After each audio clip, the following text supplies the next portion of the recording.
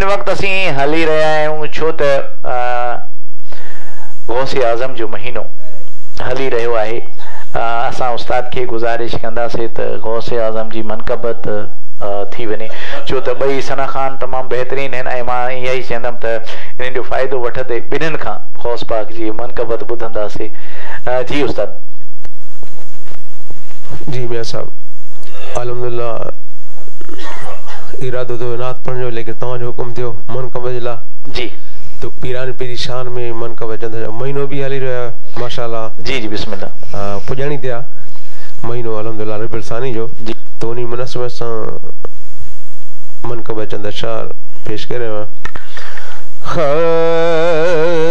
तुझे जो मुर्शिद दस्तगीर तह के लर न लोडो आज जो मुर्शिद दस्तगीर तह के लर न लोडो आज जो अब्दुल कादिर पीर तह के लर न लोडो आज जो अब्दुल कादिर पीर तह के लर न लोडो चूरल माबदाल बड़ाई ने कल बदकार गड़ाई चूरल माबदाल बड़ाई ने कल बदकार गड़ाई ने कल बदकार गड़ाई जग सैयद जी जग सैयद जी जग सैयद जी या उकीर तह के लहर न लोडो आज जो अब्दुल कादिर पीर तह के लहर न लोडो आज जो मुर्शिद दस्तगीर तह के लहर न लोडो आज जो अब्दुल कादिर पीर तह के लहर न लोडो आज जो अब्दुल कादिर पीर तह के लहर न लोडो यारी बारी करण सवाबा मुल गिर जे लय जियर अज़ाबा यारी बारी करण सवाबा मुल गिर जे लय जियर अज़ाबा मुल गिर जे लय जियर अज़ाबा जय खनु विराया खीर जय खनु विराया खीर तह के लहर न लोडो आज जो अब्दुल कादिर पीर तह के लहर न लोडो आज जो मुर्शिद दस्तगीर तह के लहर न लोडो आज जो अब्दुल कादिर पीर तह के लहर न लोडो जो सुनो दस्तगीर तह के लहर न लोडो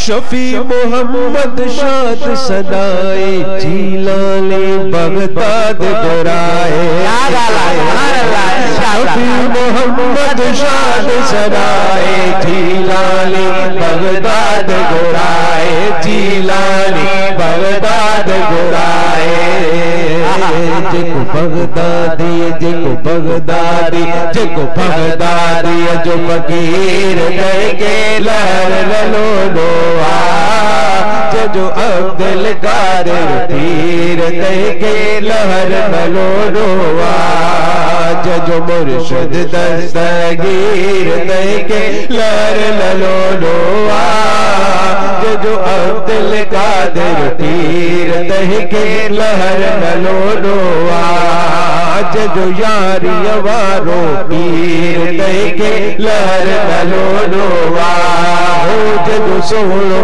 दस्तगीर तह के लहर न लोडो।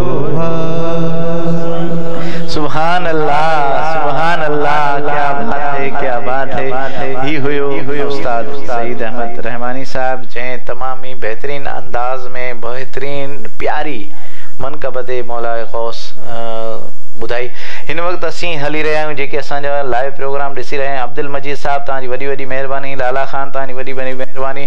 मुश्ताक अहमद ख़ान, मुश्ताक कटवाड़ साहब तव्हांजी वॾी वॾी महिरबानी।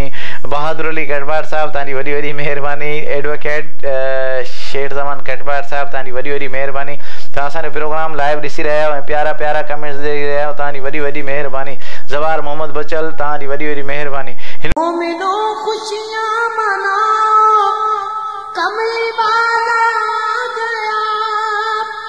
रब सल्लम गुनगुना